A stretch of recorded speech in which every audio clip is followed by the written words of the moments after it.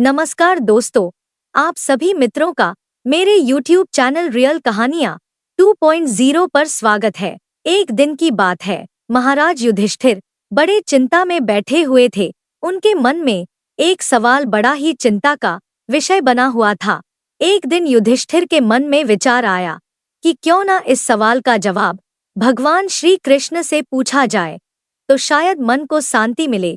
एक दिन महाराज युधिष्ठिर ने भगवान श्री कृष्ण से कहा कि हे प्रभु, कोई ऐसा उत्तम व्रत बतलाइए जिसके प्रभाव से मनुष्यों के अनेकों सांसारिक कलेश दुख दूर होकर वे पुत्र एवं पौत्रवान हो जाएं।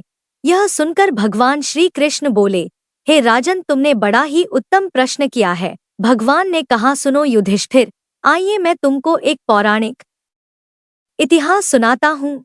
ध्यान पूर्वक सुनो और इस कथा को जो भी मनुष्य सच्चे मन से और पूरी सुनने मात्र से ही मनुष्य को संतान सुख की प्राप्ति होगी।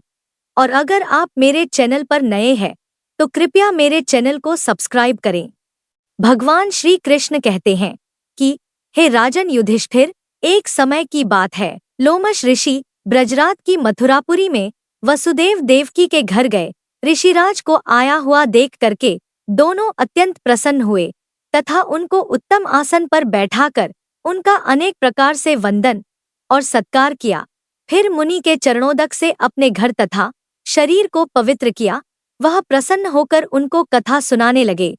कथा के कहते हुए लोमश ऋषि ने कहा कि हे देवकी, दुष्ट दुराचारी पापी कंस ने तुम्हारे कई पुत्र मार डाले हैं, जिसके कारण तुम्हारा मन अत्यंत दुखी है।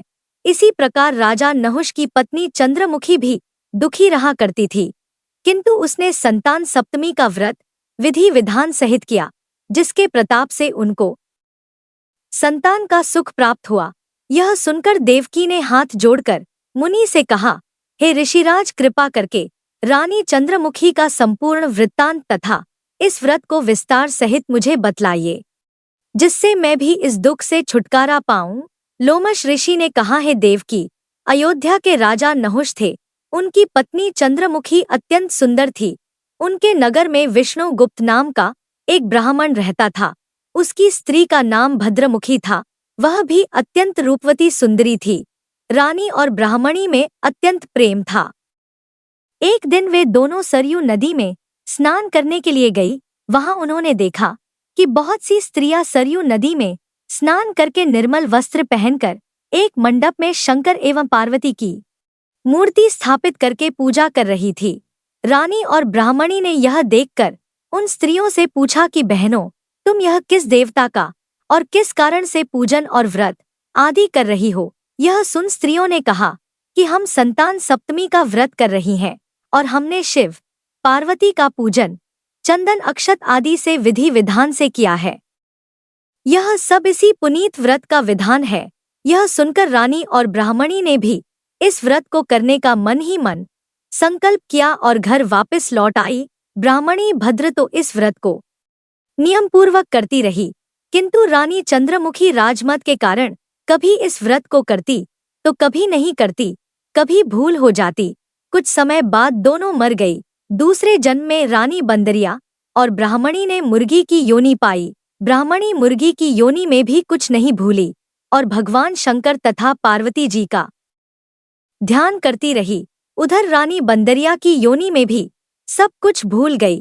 थोड़े समय के बाद दोनों ने यह देह त्याग दी। अब इनका तीसरा जन्म मनुष्य योनि में हुआ। उस ब्राह्मणी ने एक ब्राह्मणी के यहाँ कन्या के रूप में जन्म लिया। उस ब्राह्मण कन्या का नाम भूषण देवी रखा गया तथा विवाह गोकुल निवासी अग्निशील ब्राह्मण से कर दिया। भूषण देवी इतनी सुंदर थी कि वह आभूषण रहित होते हुए भी अत्यंत सुंदर लगती थी। कामदेव की पत्नी रति भी उसके सम्मुख लजाती थी। भूषण देवी के अत्यंत सुंदर सर्वगुण संपन्न चंद्रमा के समान धर्मवीर, कर्मनिष्ठ, सुशील स्वभाव वाले 8 पुत्र उत्पन्न हुए। यह सब शिवजी के व्रत का पुनीत फल था। दूसरी ओर शिव विमुख रानी के गर्भ से कोई भी पुत्र नहीं हुआ। वह निसंतान दुखी रहने लगी।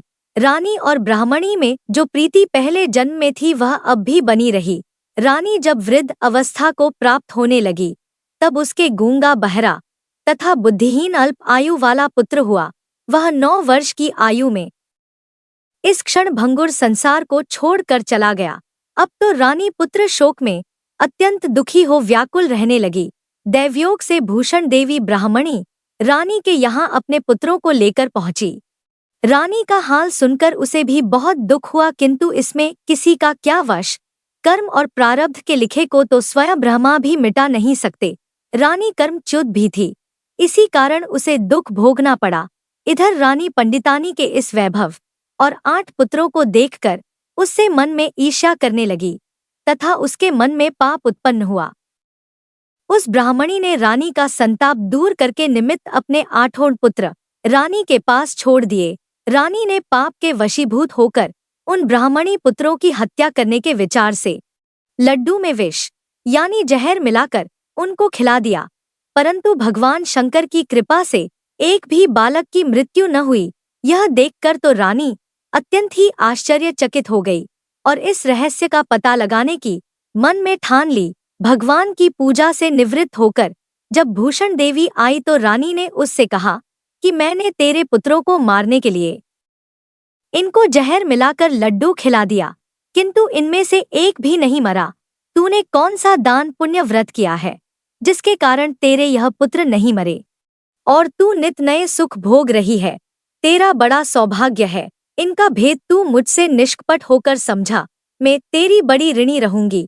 रानी के ऐसे दीन वचन सुनकर भूषण ब्राह्मणी कहने लगी, सुनो, तुमको 3 जन्म का हाल कहती हूँ, सो ध्यानपूर्वक सुनना। पहले जन्म में तुम राजा नहुष की पत्नी थी और तुम्हारा नाम चंद्रमुखी था, मेरा भद्रमुखी था और मैं ब्राह्मणी थी। हम तुम अयोध्या में रहते थे और मेरी तुम्हारी बड़ी प्रीति थी। एक दिन हम तुम दोनों सरयू नदी में स्नान करने गई और दूसरी स्त्रियों को संतान सप्तमी का उपवास और शिवजी का पूजन अर्चन करते देखकर हमने इस उत्तम व्रत को करने की प्रतिज्ञा की थी, किंतु तुम सब भूल गई और झूठ बोलने का दोष तुमको लगा, जिसे तू आज भी भोग रही है। मैंने इस व्रत को आचार विचार सहित नियम पूर्वक सदैव किया और आज भी करती हूँ। दूसरे जन्म में तुमने बंदरिया का जन्म लिया तथा मुझे मुर्गी की योनि मिली। भगवान शंकर की कृपा से इस व्रत के प्रभाव तथा भगवान को इस जन्म में भी न भूली और निरंतर उस व्रत को नियमानुसार करती रही। तुम अपने बंदरिया के जन्म में भी भूल गई। मैं तो समझती हूँ कि तुम्हारे ऊपर यह तो भारी संकट है, उसका एकमात्र यही कारण है और दूसरा कोई इसका कारण नहीं हो सकता। इसलिए मैं तो कहती हूँ कि आप अब भी संतान सप्तमी के व्रत को विधि सहित करिए, जिससे तुम्हारा यह संकट दूर हो जाए। लोमश ऋषि ने कहा कि हे देवकी भूषण ब्राह्मणी के मुख से अपने पूर्व जन्म की कथा तथा संकल्प इत्यादि सुनकर रानी को पुरानी बातें याद आ गई और पश्चाताप करने लगी तथा भूषण ब्राह्मणी के चरणों में पड़कर क्षमा याचना करने लगी और भगवान शंकर पार्वती जी की अपार महिमा के गीत गाने लगी। उस दिन से रानी ने नियमानुसार संतान सप्तमी का व्रत किया, जिसके प्रभाव से रानी को संतान सुख भी मिला तथा संपूर्ण सुख भोग कर रानी शिवलोक को गई। भगवान शंकर के व्रत का ऐसा प्रभाव है कि पथ भ्रष्ट मनुष्य भी अपने पथ पर अग्रसर हो जाता है और अनंत ऐश्वर्य भोगकर मोक्ष पाता है। लोमश ऋषि ने फिर कहा कि देवकी, इसलिए मैं तुमसे भी कहता हूँ कि तुम भी इस व्रत को करने का संकल्प अपने मन में करो, तो तुमको भी संतान सुख मिलेगा। इतनी कथा सुनकर देवकी हाथ जोड़कर लोमश ऋषि से पूछने लगी, मैं इस पुनीत उपवास को अवश्य करूंगी, किंतु आप इस कल्याणकारी एवं संतान सुख देने वाले उपवास का विधान, नियम, विधि आदि विस्तार से समझाइए। यह सुनकर ऋषि बोले, हे देवकी, यह पुनीत उपवास भादो के महीने में शुक्ल पक्ष की दशमी के दिन किया जाता है। उस दिन ब्रह्मा मुहूर्त में उठकर किसी नदी अथवा कुएं के पवित्र जल में स्नान करके निर्मल वस्त्र पहनने चाहिए। श्री शंकर भगवान तथा जगदम्बा पार्वती जी की मूर्ति की स्थापना करें। इन प्रतिमाओं के सम्मुख सोने चांदी के तारों का अथवा रेशम का एक गड़ा बनावें। उस गड़े में 7 गांठें लगानी चाहिए। इस गड़े को धूप दीप अष्टगंध से पूजा करके अपने में बांधे और भगवान शंकर से अपनी कामना सफल होने की प्रार्थना करें और 7 पुआ बनाकर भगवान का भोग लगावें और साथ ही पुत्रे एवं यथाशक्ति सोने अथवा चांदी की अंगूठी बनवाकर इन सबको एक तांबे के पात्र में रखकर और उनका षोडशोपचार विधि से पूजन करके किसी सदाचारी धर्मनिष्ठ सत्पात्रा ब्राह्मण को दान देवे। उसके पश्चात 7 पुआ स्वयं प्रसाद के रूप में ग्रहण करें। इस प्रकार इस व्रत का पारायण करना चाहिए। प्रतिमाल की शुक्ल पक्ष की सप्तमी के दिन हे देवकी, इस व्रत को इस प्रकार नियम पूर्वक से समस्त पाप नष्ट होते हैं और भाग्यशाली संतान उत्पन्न होती है तथा अंत में शिवलोक की प्राप्ति होती है। हे देवकी, मैंने तुमको संतान सप्तमी का व्रत संपूर्ण विधान विस्तार सहित वर्णन किया है, उसको अब तुम नियम पूर्वक करो जिससे तुमको उत्तम संतान पैदा होगी। इतनी कथा कहकर भगवान आनंदकंद श्री कृष्ण ने धर्मावतार युधिष्ठिर से कहा कि श्री लोमश ऋषि इस प्रकार हमारी माता को शिक्षा देकर चले गए। ऋषि के कथनानुसार हमारी माता देवकी ने इस व्रत को नियमानुसार किया, जिसके प्रभाव से हम उत्पन्न हुए। यह व्रत विशेष रूप से स्त्रियों के लिए कल्याणकारी है, परंतु पुरुषों को भी समान रूप से कल्याणदायक है। संतान सुख देने वाला, पापों का नाश करने वाला यह उत्तम व्रत है, जिसे स्वयं भी करे और दूसरों से भी करावें।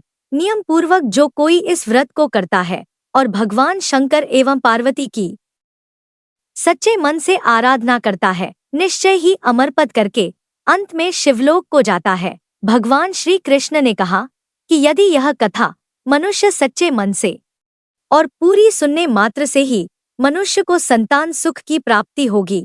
मेरे प्रिय मित्रों, अगर आप में से जिसने भी यह कथा सच्चे मन से और पूरी सुनी है वो कमेंट में जय भोलेनाथ और माँ पार्वती जी जरूर लिखें।